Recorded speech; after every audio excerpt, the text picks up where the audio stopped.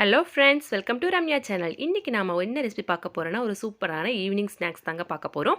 அது வேறு எதுவும் இல்லை, ஸ்வீட் பணியார ரெசிபி தான் பார்க்க போகிறோம். இன்றைக்கி வந்து நம்ம பனானா சேர்த்து தான் இதை செய்ய போகிறோம். எப்படி செய்யணும்னு வீடியோவில் பார்க்கலாம். வாங்க வீடியோக்குள்ளே போகலாம். இந்த சாஃப்டான ஸ்வீட்டான பணியாரம் செய்யறதுக்கு ஃபஸ்ட்டு ஒரு மிக்ஸி ஜார் எடுத்துக்கலாம்.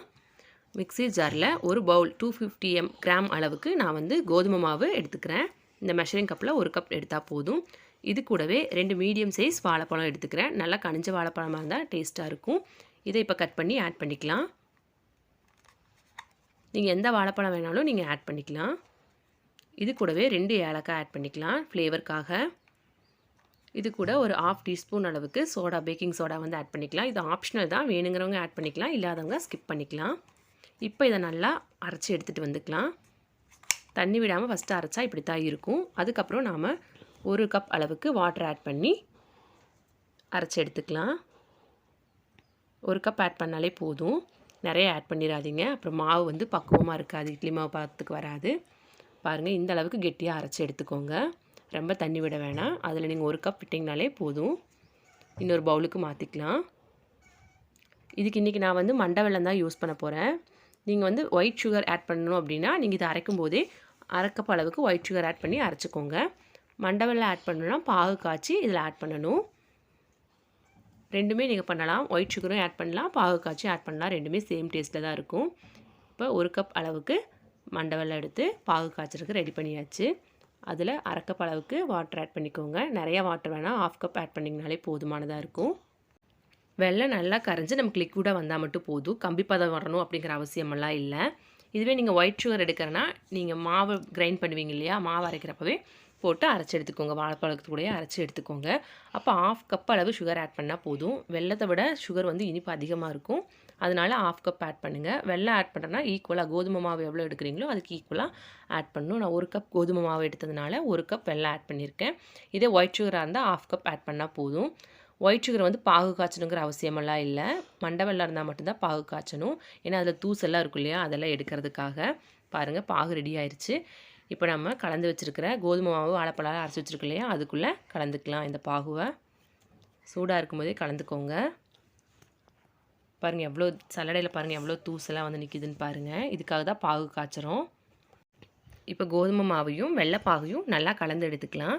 கலக்கிறப்ப உங்களுக்கு ரொம்ப தண்ணி மாதிரி இருக்குது அப்படின்னு ஃபீல் ஆச்சுன்னா ஒரு கப்பில் வந்து ஒரு 1/2 கப் அளவுக்கு நீங்கள் மாவு ஆட் பண்ணி இட்லி மாவு பதத்துக்கு மாற்றிக்கோங்க. இன்கேஸ் தண்ணி பற்றாமல் உங்களுக்கு வந்து ரொம்ப கெட்டியாக இருக்க மாதிரி இருந்துச்சுன்னா லைட்டாக பாலோ வாட்டரோ ஆட் பண்ணி நல்லா கலந்துக்கோங்க. நமக்கு ஃபைனலாக இட்லி மாவு பதத்துக்கு வரணும், அந்த பதம் வர மாதிரி கலந்து எடுத்துக்கோங்க.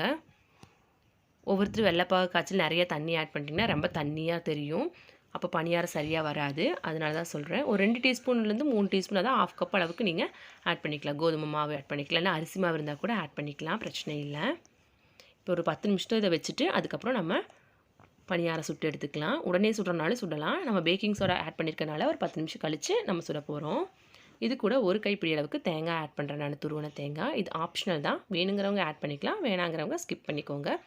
இதை ஆட் பண்ணிக்கிட்டிங்கன்னா சாப்பிட்றப்ப அப்படி வாயில் வந்து தட்டு போட்டும், நமக்கு டேஸ்ட் அதிகமாக கிடைக்கும். அதனால தான் நான் ஆட் பண்ணியிருக்கேன் தேங்காய் பூ. வேணுங்கிறவங்க ஆட் பண்ணிக்கோங்க, வேணாங்கிறவங்க ஸ்கிப் பண்ணிக்கோங்க. இப்போ நல்லா கலந்து விட்டுக்கலாம்.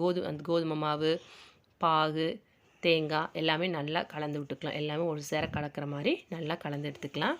பாருங்கள், இந்த அளவுக்கு மாவு வந்து தண்ணியாக இருந்தால் போதும். இந்த கன்சிஸ்டன்சி வர வரைக்கும் நீங்கள் நல்லா கலந்துக்கோங்க. ரொம்ப கெட்டியாச்சுன்னா லைட்டாக பாலோ தண்ணியோ ஆட் பண்ணிக்கோங்க. ரொம்ப தண்ணி ஆயிடுச்சுன்னா மாவு ஆட் பண்ணிக்கோங்க. அவ்வளோதான், இவ்வளோதான் இதில் இருக்க டிப்ஸ் அண்ட் ட்ரிக்ஸு. இதை மட்டும் கரெக்டாக பண்ணிட்டிங்கன்னா உங்களுக்கு சூப்பராக புசு புசுன்னு ஸ்வீட் பணியாரம் வந்துடும். இப்போ நம்ம பணியாரக்கல் அடுப்பில் வச்சாச்சு, ஆயில் போட்டுக்கலாம். நல்லா ஹீட் ஆனதும் நம்ம பணியாரத்தை வந்து சுட்டு எடுக்க வேண்டியது தான். சூப்பரான ஒரு ஈவினிங் ஸ்நாக்ஸ் வந்து நமக்கு ரெடி ஆகிடும். ஸ்கூலுக்கு போயிட்டு வர குழந்தைகளுக்கெல்லாம் நம்ம டக்குன்னு செஞ்சு கொடுத்துடலாம், விரும்பியும் சாப்பிடுவாங்க. எங்கள் அணியும் வச்சு ரொம்ப லைக் பண்ணி சாப்பிடுவாங்க. இப்போ மாவு எடுத்து கொஞ்சம் கொஞ்சமாக ஊற்றி எடுத்துக்கலாம். அரை குழி வர அளவுக்கு ஊற்றுங்க. நிறச்சி ஊற்றுனீங்கன்னா திருப்பி போடுறப்ப பெருசாக வந்துடும், வேகிறதுக்கு லேட் ஆயிரும். அரை குழி இல்லைனா 3/4 குழி வர அளவுக்கு ஊற்றுனீங்கனாலே போதும். மாவை ஃப்ளேமை வந்து லோலேயே வைங்க. ஃபஸ்ட்டு ஹீட் ஆகிற வரைக்கும் ஹையில் வச்சுட்டு, அந்த கடாய் நல்லா ஹீட் ஆகிடுச்சு ஒன்ஸ் அப்படின்னா நீங்கள் வந்து லோ ஃப்ளேம்லேயே வச்சு நீங்கள் சுட்டு எடுக்கலாம். பாருங்கள், ஒரு சைடு வந்துருச்சு, திருப்பி போட்டுக்கலாம்.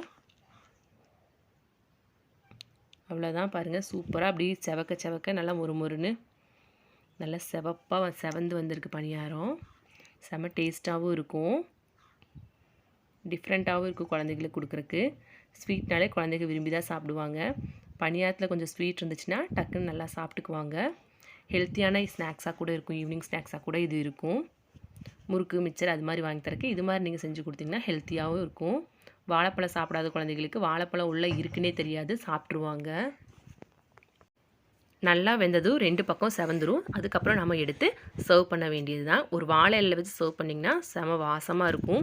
அந்த வாழை இலை வாசத்துக்கும் அந்த பணியாரத்தில் அந்த வாழை இலையோட ஃப்ளேவர் இறங்குறதுக்கும் டேஸ்ட்டாக இருக்கும். இப்படி வச்சு சர்வ் பண்ணி பாருங்கள். அவ்வளோதான், நமக்கு ஈஸியான ஸ்வீட் பனானா பணியாரம் வந்து ரெடி ஆகிடுச்சு. நீங்களும் வீட்டில் கண்டிப்பாக ட்ரை பண்ணி பாருங்கள். எப்படி இருந்துச்சுன்னு எனக்கு கமெண்ட்டில் சொல்லுங்கள். நிறையா பேர் லஞ்ச் ரெசிபி வந்து கேட்டுகிட்டே இருந்தீங்க. நான் அப்லோட் பண்ணிட்டு தான் இருக்கேன். ரெகுலராக 8 மணிக்கு நைட் வந்து நம்ம யூடியூப்பில் அப்லோட் பண்ணிகிட்ருக்கேன். நீங்கள் விசிட் பண்ணி பார்த்துக்கோங்க. ரம்யா சேனலை விசிட் பண்ணால் ரெகுலராக லஞ்ச் மெனு வந்து போட்டுட்ருக்கேன். உங்களுக்கு வந்து ஒரு ஐடியாஸ் கிடைக்கும், லஞ்ச் எப்படி பண்ணுறதுங்கிற ஐடியாஸ் கிடைக்கும். இது இப்போ தான் நம்ம சேனலை ஃபஸ்ட் டைம் பார்க்குறீங்கன்னா கண்டிப்பாக மறக்காமல் சப்ஸ்கிரைப் பண்ணிக்கோங்க. இந்த ரெசிபி உங்களுக்கு பிடிச்சிருந்தா லைக் பண்ணுங்கள், ஷேர் பண்ணுங்கள், கமெண்ட் பண்ணுங்கள். மறக்காமல் நம்ம ரம்யா சேனலை சப்ஸ்கிரைப் பண்ணிவிடுங்க. அப்படியே ஃபேஸ்புக்லேயும் இன்ஸ்டாலேயும் ரம்யா சேனல் பேஜை வந்து ஃபாலோ பண்ணிக்கோங்க. இந்த வீடியோவை லைக் பண்ணிவிட்டு அப்படியே பக்கத்தில் இருக்க பெல் ஐக்கானையும் கிளிக் பண்ணுங்கள், சப்ஸ்கிரைப் பண்ணுங்கள். அப்போ தான் நான் போடுற வீடியோவோட நோட்டிஃபிகேஷன் உடனுக்குடனே வரும். தேங்க்யூ.